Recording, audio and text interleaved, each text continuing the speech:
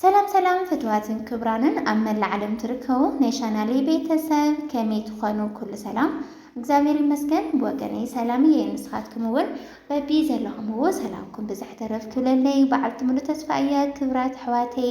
እንኳዕ ድማ ናብ ቻናለይ በሰላም መጻኹም ናይ ሎማዓንቲ ቪድዮና ዝኸውን ከዓኒ ከም ትልምድ ዋጋ ወርቂ በዓረብ ሃገራትና በአውሮፓ ክንዲን ይህን ዝብል ዋና ዋና ካራት ክነግረኩም እስከ ዓቢይ ፍጻመ ንኽትከታተሉ በአኽብሮት ይዕድም نشانالي حدش زخانكم سبسكرايب نبرا زخانكم كعال لايك شر بمقبار نختبرتاتوني بتحتنا يلاو لايك شر نتقور لي كابل بنا مسكم كيا سناي زانحي سناي مكتتال عسي زلفي سيسي تفسحالو الشكيرو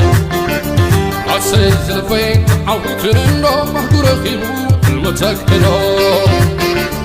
عسي زلفي سيسي تفسحالو الشكيرو عسي زلفي سناي مخيرو تبوط الغجي وحلف كيرو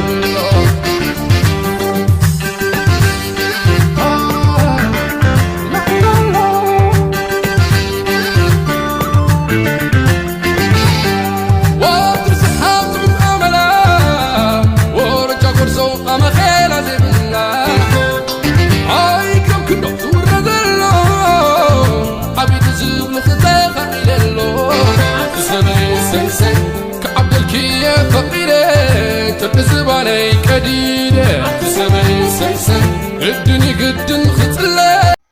كبرات حواتي تمارسنا تراخينا نينا لما عنتي على تعربي سنة 26 ويكعا جولاي 3 يخون زلو بمجمرة نريو بناي سعود عرب يخون ناب سعود عرب لما عنتي 24 كارات ناي بحرين ورقي نحنت جرام ب4 ميتين 87 ندبي 22 سنتيم رياليو كشتيات وعي لزلو مالتيو كازيلا نريو 22 كارات يخون 22 كارات أب هاجر السعودي ب4 ميتين 48 كشتيات وعي للو ناي حنت جرام ناي بحرين ورق مالتيو أتيلنا نريو بعد 21 كارات يكون 21 كارات ناي حنت جرام ورقي ناي بحرين ورق مالتيو ب4 ميتين 26 ندبي 10 سنتيم رياليو كشيات وعي لزلو 18 كارات كعا بناي سعود عرب واقع مالتيو ناي بحرين ورقي ب3 ميتين 66 ندبي 50 سنتيم ريال كشيات وعي للو مالتي كبرات حواتي انقلي ورق حزون بطعم ترقاقي عيوزنهم أتيلنا نريو أب هاجرة دبي زلهم أحواتي ويكعو دبي زلوا جا ورقي هالرأي خلنا ني حنت جرام ورقي بعد 4 كارات ناي بحرين ورقي ب4 ميتين 9 تلتقي 8 سنتيم درهميو كشيات وعي لزلو مالتيو 22 كارات كالرأي خلنا دما ناي بحرين ورقي نحنت جرام ب4 ميتين 37 ندبي 6 سنتيم ناي دبي درهميو كشيات وعي لزلو 18 كارات كان خدنا 18 كارات أو هاجر دبي ني حنت جرام ورقي ناي بحرين ورق مالتيو ب355 ندبي 75 ناي دبي درهم كشيات وعيدلو 21 كارات كعا ب416 ندبي 7 سنتيم ناي دبي درهم كشيات وعيدلو مالتيو أزز نقرأكم زلوها بسعودي هنا ودبي بزي من مسنقيانا دريبا واقع أيو زخون زلو أتيلنا نريو أب هاجر قطر زلهم حواتي أب قطر بعد 24 كارات ناي حنت جرام ورقي مالتيو ناي بحرين ورقي ب4 ميتين 76 ناي قطر ريال كشيات وعي للو 21 كارات كعا ب4 ميتين 415 ندبي 8 سنتيم ناي قطر ريال كشيات وعي للو 22 كارات كعني ب4 ميتين 31 ناي قطر ريال كشيات وعي للو إذ نقرأكم زله واقع نيتا ورق الجرام واقع بتشايو مالتي ورق بتعم تقنيسون ترقاقي عنيزنيو أبي تبيعون أملا علامات مالتيو بقولك عندما شرف بتعم يقنيسونيو سنزي شرفك أنيس كيبلكم بتزله واقع ورقي نحرق زيهم أميتكم بتعميهم تكحسو دحرق وسكلو أنا كان زي مسل أتيلنا نريق عني ኣብ ሃገራ ኩዌት ዘለኹም እዩ ኩዌት እንግዲህ ኣብ ኩዌት ዋጋ ወርቂ ብጣዕሚ ቆንጆ ሓደ ወርቆም ቆንጆ እዩ ካልኣይ ከዓኒ ግብሪ ስለዚ ትኸፍል ጽቡቕ ዋጋ እዩ ዘለዋ ኣብ ኩዌት ዘሎ ዋጋ በዓል 22 ካራት ብ37 ናይ ኩዌት ዲናር ናይ ኩዌት ዲናር እንግዲህ ኣብ ኢትዮጵያ ክሽረፍ ከሎ እስካብ 600 ብባንክ ድማ እስካብ 510 እስካብ 520 እዩ ዝሽረፍ ያው ምስ ናይ ኢትዮጵያ ክወዳደር እንድሕር ይኹም ማለት እዩ 24 ካራት ናይ ባህሬን ወርቂ ኣብ ሃገረ ኩዌት ንሓንቲ ግራም ወርቂ ብ40 ዲናር ክሽየጥ ውዒል ኣሎ 22 ካራት ከዓ ብ37 ዲናር ክሽየጥ ውዒል ኣሎ 21 ካራት እውን ናይ 21 ካራት 35 ናይ ኩዌት ዲናር ክሽየጥ ውዒል ኣሎ እዚ ነግረኩም ዘለኹ ብዘይ ምንም መስንእያ ደሪባ ናይታ ወርቂ ብቻ ዋጋ እየ ዝነግረኩም ዘለኹ ማለት እዩ ቀፂልና ንሪኦ ኣብ ሃገረ ጆርዳን ትርከብ ኣሕዋተይ ጆርዳን እንግዲህ 24 ካራት ናይ ባህሬን ወርቂ 91.9 ናይ ጆርዳን ዲናር እንግዲህ ኢትዮጵያ ክመጽእ ከሎ ልዕሊ 250 እዩ ዝሽረፍ 22 ካራት ኣብ ሃገረ ጆርዳን ናይ 1 ግራም ወርቂ ብ84 ናይ ጆርዳን ዲናር ክሽየጥ ውዒል ኣሎ 21 ካራት ብ80.9 ሳንቲም ናይ ጆርዳን ዲናር ክሽየጥ ውዒል ኣሎ እዚ ነግረኩም ዘለኹ ናይቲ ወርቂ ዋጋ ብቻ ኮይኑ ምንም በቃ አክሰሰሪ ናይ ሰራሕተኛ ይኹን ናይ ባት ይኹን ናይ ምንም ነገር ዘይጠቃለለ እዩ ማለት እዩ ቀፂልና ንሪኦ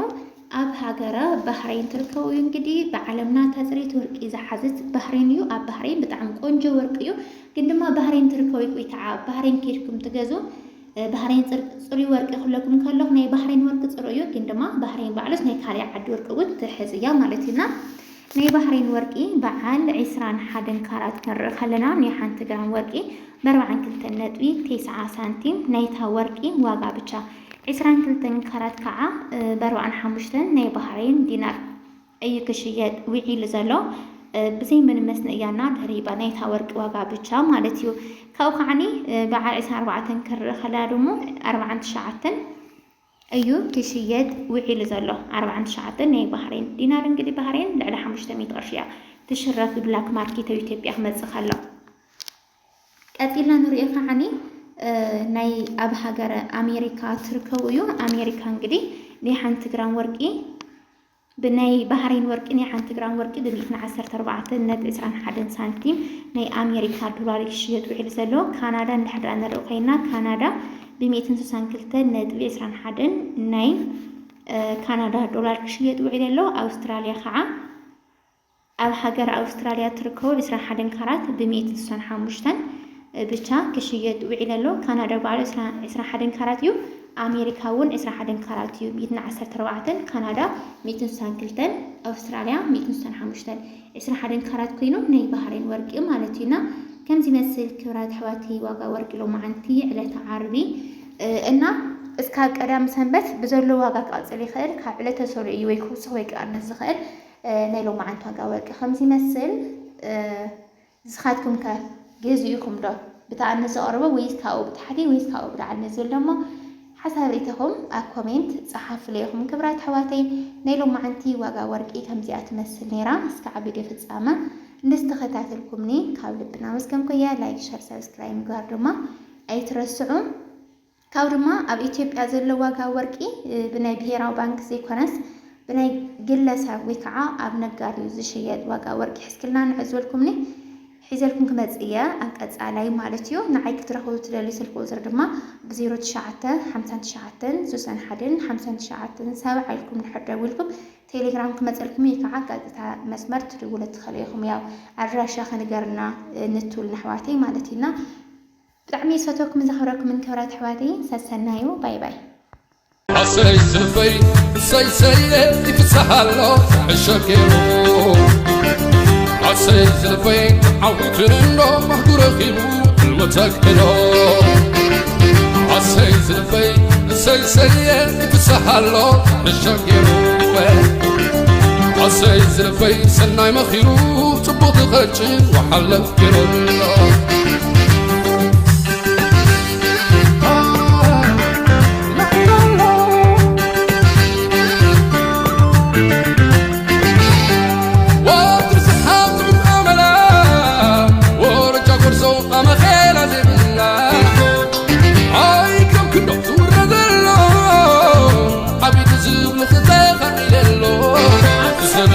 سي كعبدلك يا فقيرة تبزباني كديدة عبد سمي سي الدنيا